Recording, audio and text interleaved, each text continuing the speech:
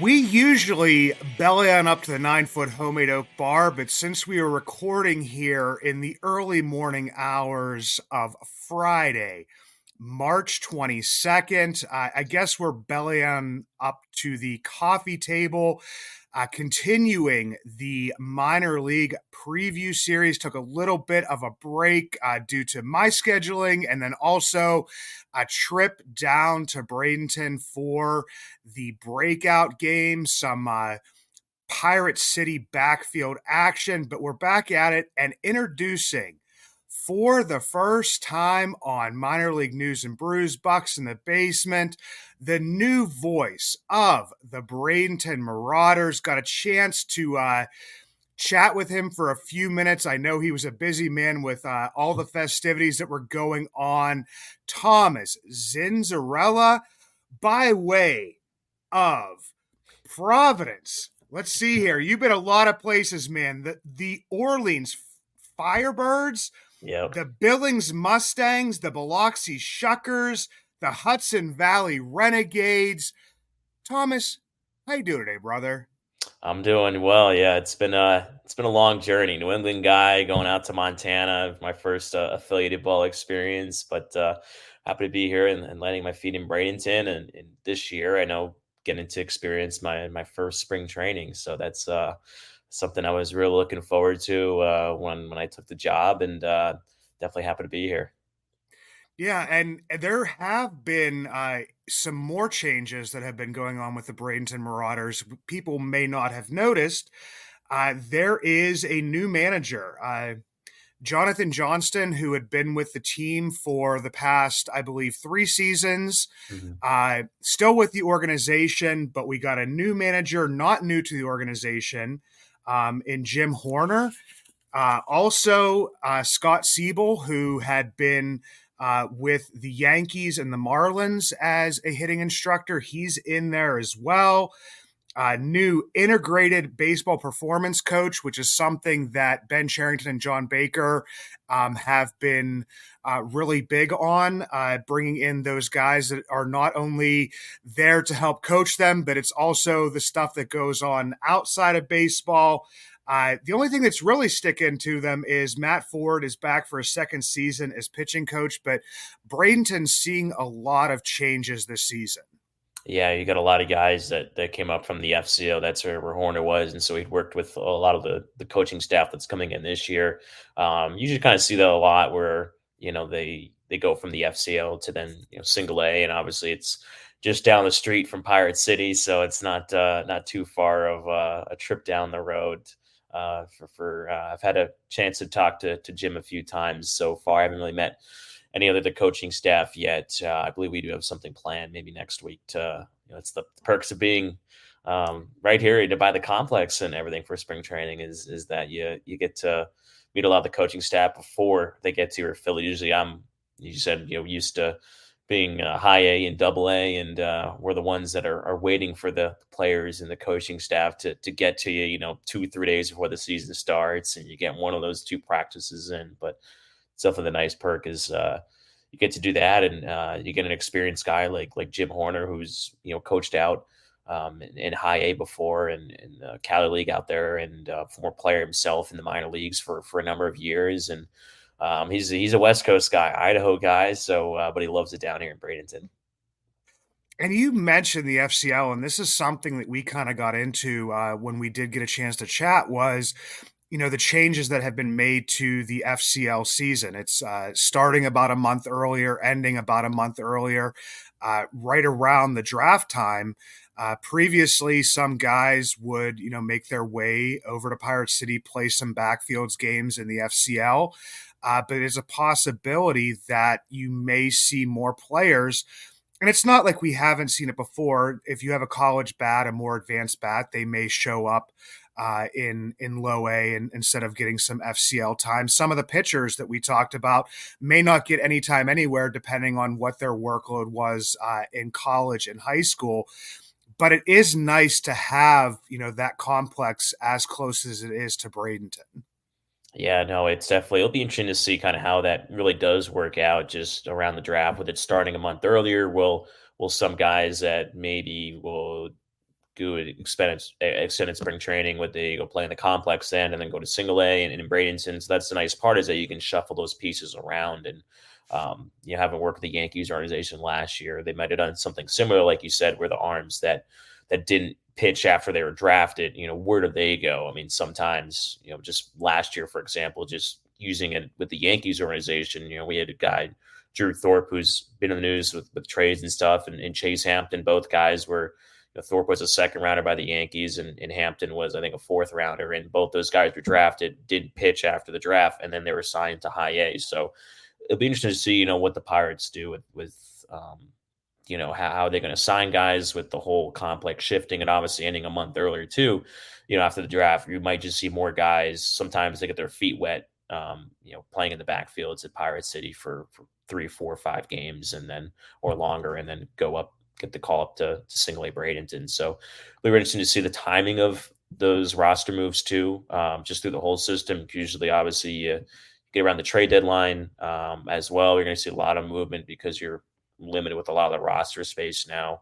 And so obviously with the draft too, where are they going to go? Are they going to get experience? Especially, it kind of depends what the organization wants to do with guys for every major league team. Do they want guys to get some experience right away or not? Yeah, and like you said, you also mentioned the domestic reserve list has been made smaller and smaller. I always hate to bring up, and hopefully at some point in time I won't bring it up anymore, is the Bristol Pirates, the advanced rookie ball team going away, the West Virginia Black Bears short season A ball going away.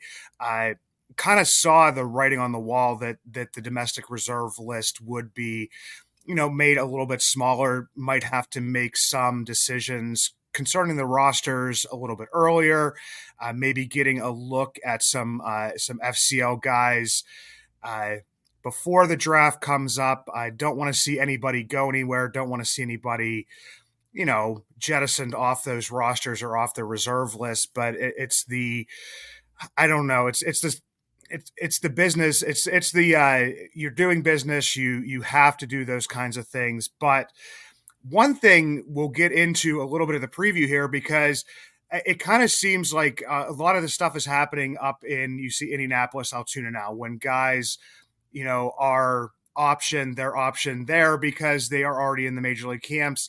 We're not seeing a ton of the guys. We may have seen some of them in the spring training, the breakout game that will show up in Bradenton. But the one thing this year that's going to be a little bit different is that if you draft somebody like Paul Skeens, they won't show themselves in Bradenton this year. At past years with like a Tamar Johnson, you'll see those, guys that are listed in the Pirates top 5 and even sometimes the top prospect in Bradenton, but it's not like that it's going to be barren of top prospects.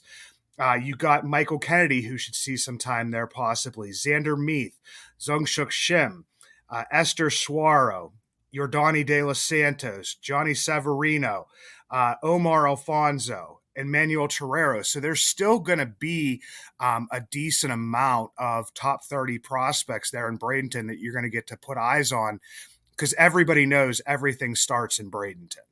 Yeah, no, that's the really cool part about it. It's my first time being in this level. When I was in Billings, it was kind of same level as the Bristol Pirates. It was rookie ball for the Reds out there, and I got out there the year after COVID in 2021, so I was bummed about that because it would have been around the same type of level where after the draft you get some guys, but then you also get a lot of the 18, 19-year-old guys are up and coming. Like I said, like De Los Santos or someone like that, and Xander and those guys, because they're in a different timeline, right, than a guy like Paul Skeens, polished, college pitcher that could rise quickly through the system. So that's kind of the neat part about it. Where then last year you get a guy like Tamar Johnson, he's a high schooler, so obviously they're gonna move him progressively, slowly up through the system, get a lot of at bats, a lot of experience, and you saw him succeed last year and play really well for Bradenton. So I'm really excited to see which one of those guys do we see, especially in terms of the arms, because they're always I feel like most organizations,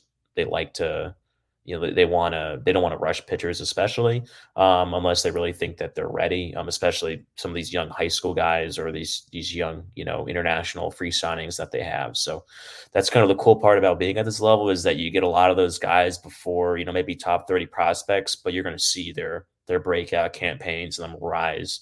Maybe into a top 100 prospect. A little bit different, like Termar, who was a top 100 guy going in. But an example I guess I can use is I was at the Brewers Double A in Biloxi 2 years ago, and Johnny Severino's old parent club.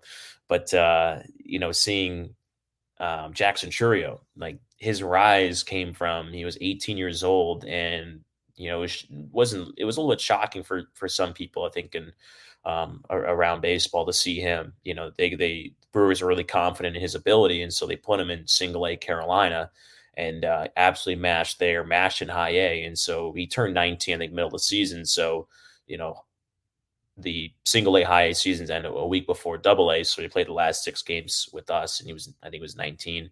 And then last year he had all the success, and obviously he's right up there with Jackson Holly as one of the top prospects in the game. So for me, just being in that system, for me now I'm on the other side of it, where I get to see those guys, that were these 18, 19-year-old, guys that were, that were it's not saying like they're not known or anything like that, but they become very known around. They may be known around the Pittsburgh ranks and fans and stuff, but then they get to be known around all of Major League Baseball.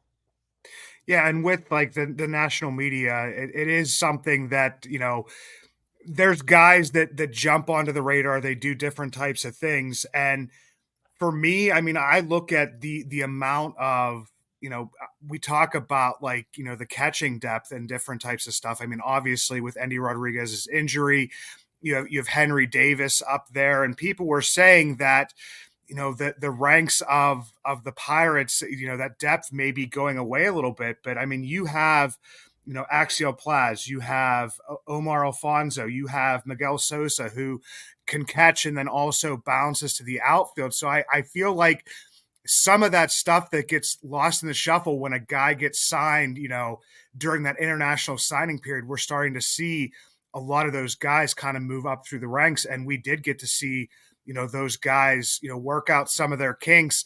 I think Omar, the bad part was I think he was trying to catch for either Ashcraft or Bubba Chandler out there and didn't have the headset going.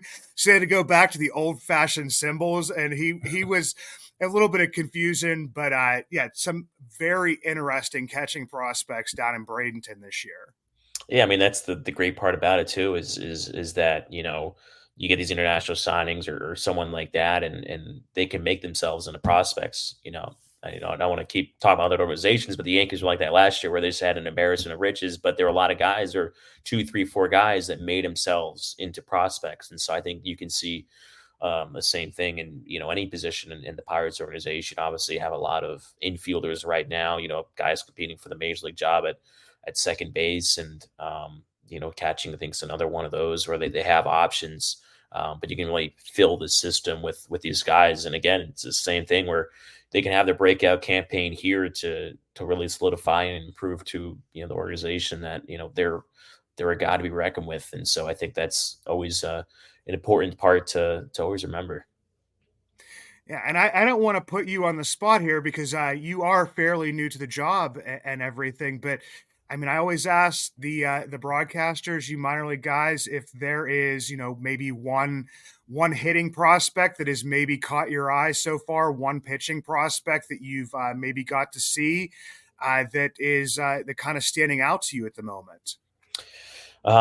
Just from because I've seen basically every home spring training game, so you get some guys in there. But I know even the breakout game, Lonnie White Jr. I think is always a guy that can really break out. Just him staying on the field, and so I'm hopefully excited to see him in maybe in Bradenton this year if he does end up there or not. And I think Shim as well on the pitching side. I haven't seen him, but just from reading on some of the stuff, and obviously he's I think he's 19.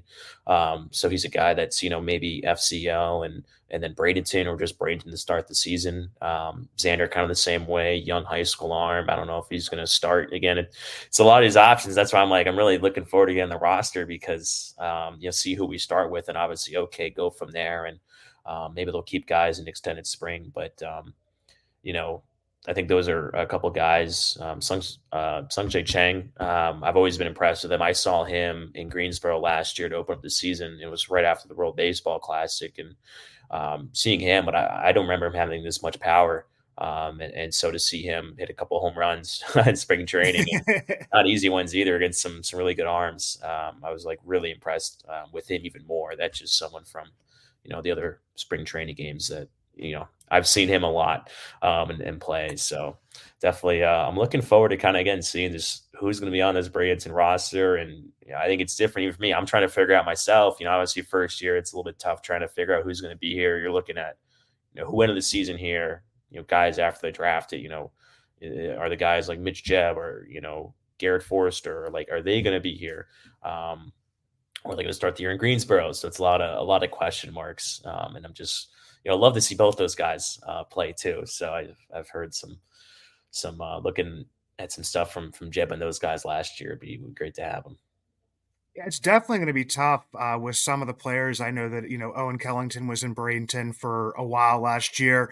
You never know what Ben Charrington and John Baker are going to do. Sometimes they like to give those guys a little bit of that runway to take off to get some success at the lower levels, but then they other times are very advanced with their placements. So with the guys, that's why Greensboro and Bradenton I probably start a week later is because you're gonna have to make some of those tough decisions.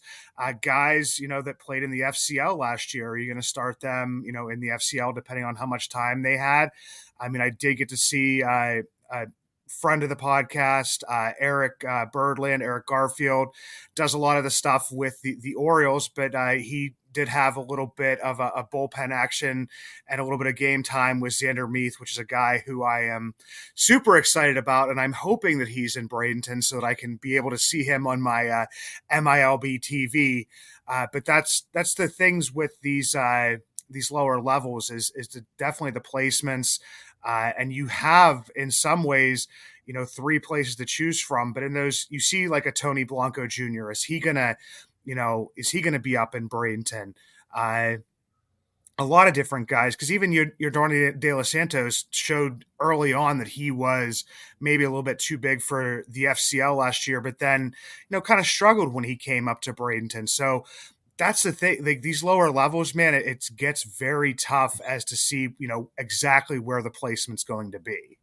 Yeah, and I think too, like a guy like De Los Santos, just from I think looking at his numbers and a little bit, like it's a guy like that. You see him a lot of organizations like that where, they challenge him late in the season and play 20 games or so or whatever he did in single A, and then that's kind of that kind of helps me, someone like us, decide okay, like are they going to be probably will start the year in single A and see if they can build that success then and meet that challenge. And that's the thing too. It's like go back and forth. It's like you realize like, well, they're only, they could be 18, 19, 20 years old, some of these international guys. And so, or even 21 and 22. And you forget that like they could be 21 and single A, but it's still almost on the young side because anybody coming out of the draft would probably be about the same age. And so if they start the year age 21 in single A, like they might be able to progress to high A and double A, just depending on, how well they play during the season. So that's why I always say like this level is gonna be really interesting because, some of the pitching, are you're gonna have some of those younger arms here or guys that were 22-year-olds, and so you might see pitching. I've always said I think pitching is always dominated in a way, single A and high A, so that's where you could see some arms, and that's why I'm very intrigued to see 19-year-old guy like Shim if he does at any point pitch here in Bradenton, because again usually I feel like pitching always does kind of dominate these lower levels. Yeah, and the other part is that, when the Pirates drafted guys last year, they had some starting pitchers who they used in kind of like relief roles. They did draft a ton of college arms last year, and a player like that sticks out to me is like a Christian Curtis. Hmm. A lot of people didn't know kind of who he was. Obviously, at the breakout game, made a little bit of a name for himself there. But could he possibly be in Bradenton to get stretched out and not thrown into And I mean, I'm going to be covering and previewing Greensboro next week, and I hate to always bring it up, but the size of the ballpark. Do you really want to throw, a guy in his first professional, throw him into the rotation uh, when a lot of the times a fly ball there it turns Mhm. into a home run and can be fairly intimidating for pitchers. And on the opposite end, do you want to give a hitter a little bit of that runway instead of like everybody likes the long ball, and do you change your swing a little bit to get a little bit more power in Greensboro? So who knows with that kind of stuff, but Christian Curtis, that was very impressive at that spring training, the breakout game. Yeah, and he was a guy that was a late, not a late addition to the roster, but he wasn't originally on it. Then Harrington comes off, and so they put him on. I think 2 days before it was going to happen, and I didn't hadn't looked at trying to build this roster or what it's going to look like or anything yet. And so, kind of looking at his name and seeing him pitch, and just impressed with him. And there are a couple other college guys too. I think I know, like you said, that were in the relief. I think I don't know if it was Strickland. I don't know if he was a college guy or Furtado. I think they were college guys. I can't remember who like pitched in the FCL and who didn't, because you get a lot of that sometimes. Or they're drafted college guys, but some of them do and don't pitch. But no, and that's what I said. Like you're gonna they'll go against some other similar age hitters, but you get an SEC caliber pitcher, maybe 10th round pick or something like that, and them going against 20-year-old high school kid that's drafted. It kind of makes for some interesting a battle as well at this level. Yeah, and the one thing when we first jumped on here, I was talking about like, the path that you've taken. And I want to give you kind of that opportunity just of like, graduating in 2021 and you look at all the places that you've already moved and different stuff. So, I mean, just take us behind the scenes a little bit of a minor league announcer. I've gotten to know some of the guys. I definitely, talked to you about, having a friend who was in the Yankees system, started out in the Pirate system as an announcer, but it's just not the broadcasting that you're in charge of down there in Bradenton, and it's definitely been like you said, moving all over the place. So what is it like as a minor league broadcaster? Yeah, it's definitely a grind. I do a lot of the media relations work as well, wherever I've been. So I grew up in Connecticut, so that's why I work in Four Orleans and the Cape League. Growing up, that was my local backyard league, and it was, I think growing up, you never realized how good it was at the time.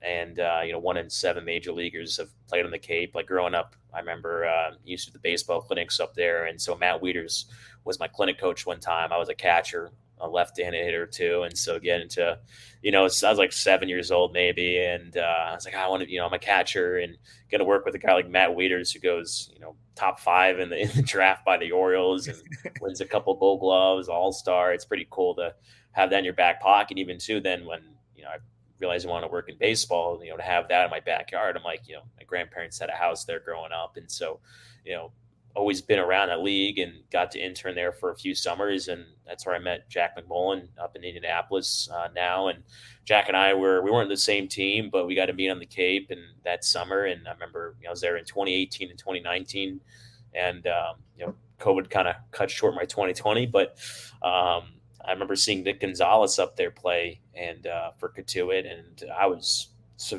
really impressed with Nick. I mean, there were a couple of guys that I've seen up there. I'm like, this guy is just he's different. And so to see him go in the first round, and obviously his son had some major league time, and he's up there. I got to see guys like Spencer Torkelson, Alek Manoah, just coming off the top of my head right now of guys that I remember seeing. And Michael Bush, I remember he played on the same team with Torkelson on the Cape, and I thought they had the most stacked roster. And there's another guy too, Blake Sable, who's been around a couple major league teams now. He was with the Giants on opening day last year. So, to go to my first job in college where there weren't many job openings because of COVID in 2021. And so I was lucky to work for Billings Mustangs in the Pioneer League, which is, old rookie ball league that lost its affiliation. Definitely was a different travel type of league. And that's the one thing that Joe Block and I have the same. We work for the same GM for the same team in Billings. So Joe, before I think he got his start with the Brewers, then I know he was there for 2 years or so, and so that was kind of a nice little connection that we have together. And then I've been seasonal ever since since college. So do baseball season, then I go back to Massachusetts, do some college games up over there, basketball, hockey. I do a lot of, and then off to baseball. Then the next year as a number two guy, and for the Brewers, Double A in Biloxi, and then up to the Yankees high at Philly last year as a number two guy. So it's definitely a lot of experiences you learn, and you pick up a lot. I remember before I got my first job, one of my broadcasting mentors, who's a minor league guy, kind of told me, he said, "You think you know a lot about baseball, having played it, growing up and everything, into high school." But he's like, the amount of stuff you'll learn your first couple seasons, like it's a lot. And I was like, he's even like, he's been in it for a long time. He's like, I'm still even learning stuff, and I've been in it for 20 years or so.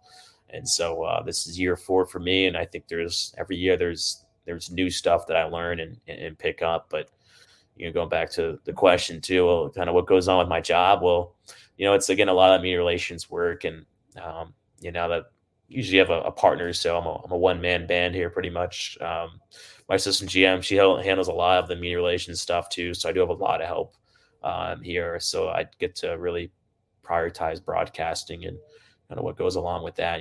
Pregame show, pregame interviews, and getting ready for the whole broadcast.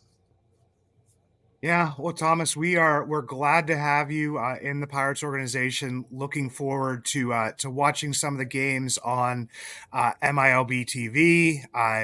I've subscribed to that ever since I can remember now, and like I said, for a good Marauder season, everything starts in Bradenton. We're definitely going to have to bring you back on once you've kind of hit the ground running a little bit more as we get into the season. For anybody that doesn't, please go give Thomas a follow. It's at Zinz21. Follow at _the Marauders. Thomas, definitely going to have you back on here, brother. And it was great to meet you. And thanks for hopping on. No, thank you for having me. Definitely looking forward to Marauders. Hopefully, championship season. Absolutely. A pitcher of beer, a pitcher of beer. Let's order another pitcher of beer. That pitcher of beer should come over here. I love that pitcher of beer. As I said before, I am drinking the coffee. I am not drinking the beer right now. It is way too early in the morning for that. But when I was down in Bradenton at the ballpark, you can't, everybody goes out to the boardwalk, and I do that myself as well. But as you go in the front doors, hang a left there, you can get some Cigar City beers. I've reviewed some of these on the show, but the ones that I had down there when I was down there for spring training for the breakout that I hadn't had previously, the one I know, I'm just going to say it first because I'm going to butcher this name terribly, and I apologize to Cigar City. It's Gurabera, the Citra Pale Ale, coming in at 5.5%. Give that one a 425 on the weighted based on batting average scale. Bring that down to 375. Fancy Papers Hazy IPA coming in at 6.5%. Give that one a 450. I really like this one. It was a little bit higher in the ABV, but was very smooth drinking. So that's a 450. Knock it down to 400. And whenever you leave the ballpark, I mean, I did go further down to go to Motorworks Brewing, but if not, you can just hop right across the street to Magnanimous Brewing. Got a couple beers there to take back to the Airbnb. The first one, if anybody is an old school wrestling fan and remembers NWO and their symbol, this one is the HWO, the Hayes World Order, double dry hop, double IPA. 8.5%. And anybody who knows me knows that I can only have about one of these now. I'm getting up there in age. Definitely a very delicious beer, 8.5%. Give this one a 400, knock it down to 350. And then the Ride the Haze craze must have some Metallica fans in there, because this was like the Ride the Lightning on the can. A very cool can. I'll have to share the picture that I took of that can. It's a Citra IPA coming in at 7%. Once again, a little bit heavier for me, but this one had a great taste, was probably one of the best beers I had when I was down there. Give that one a 475, knock it down to 425. As I said earlier, going to be doing the Greensboro Grasshoppers as the last part of the preview series before the season starts next week. But until then, guys, let's go Indians. Let's go Curve. Let's go Hoppers. And let's go Bradenton Marauders.